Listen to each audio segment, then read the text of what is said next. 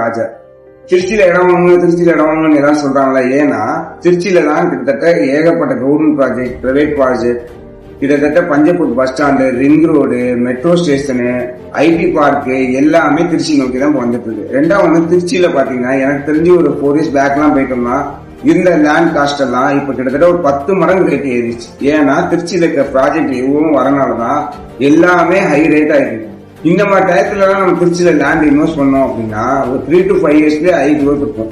திருச்சியில நம்ம ஆளுங்களே இந்த ஏரியால இவ்வளவுதானே போச்சு, இப்ப என்ன இவ்வளவு ரேட் சொல்றாங்க அப்படின்னு நம்ம நினைக்கிறோம். பட் 4 years கழிச்சு பாருங்க, அப்பவே இந்த ரேட் சொன்னாங்க, நம்ம வாங்கிருக்கோமே, இப்ப வாங்காம முட்டமே ஃபீல் பண்றாங்க.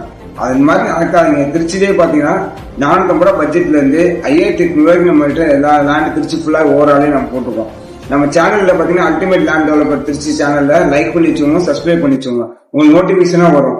எதுனாலும் லேண்டோட எல்லா டீட்டெயிலும் சேனல்லே நீங்க பாத்துக்கலாம். தேங்க்யூ.